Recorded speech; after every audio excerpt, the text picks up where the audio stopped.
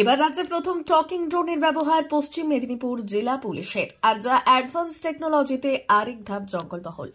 মূলত এদিন ছিল জেলা পুলিশের বার্ষিক ক্রীড়া প্রতিযোগিতার শেষ দিন।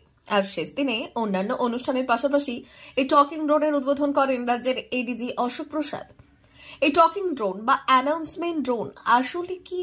মূলত এর আগে যে কোনো ল অ্যান্ড অর্ডার পরিস্থিতিতে বিশাল পুলিশ বাহিনীর সঙ্গে পুলিশ মাইকিং ব্যবহার করত। এই হ্যান্ড মাইকের সাহায্যে তারা গন্ডগোল থামানোর জন্য নির্দেশিকা দিত এবং আবেদন করত। আর তাতে অনেকেই শুনতে পেতেন, অনেকেই আবার শুনতে পেতেন না, যার ফলে পুনরায় নতুন করে বিশৃঙ্খলার পরিবেশ সৃষ্টি হতো। সেই সমস্যা দূর করতে এবার অ্যাডভান্স টেকনোলজি পশ্চিম মেদিনীপুর জেলা পুলিশের।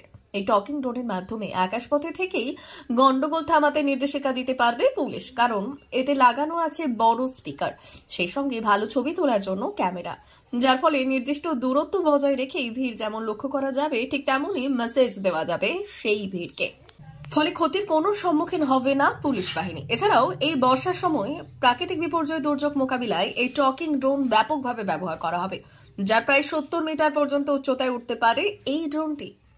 ফলে নজরদারির সঙ্গে প্রাকৃতিক বিপর্যয় মোকাবিলায় গুরুত্বপূর্ণ ভূমিকা নেবে এই ড্রোন। এদিন একরকম মক টেস্টিং হয়ে গেল জেলা পুলিশ লাইনে। মাইকে করে নির্দিষ্ট দূরত্ব বজায় রেখে মেসেজ দিলেন পুলিশ কর্তারা।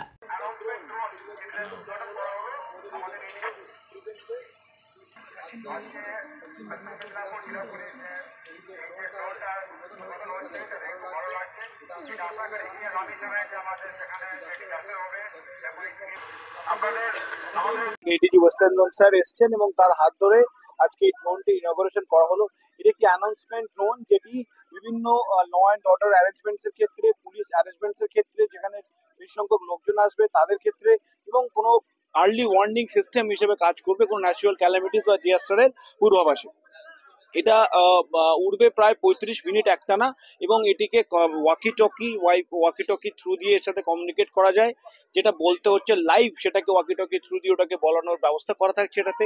এর সঙ্গে কিছু বুকড বা প্রি রেকর্ডেড কিছু সাউন্ডস থাকছে, কিছু সাইরেন্স থাকছে, সো দ্যাট আমরা এটাকে ইউজ করতে পারি। D news, Medinipur.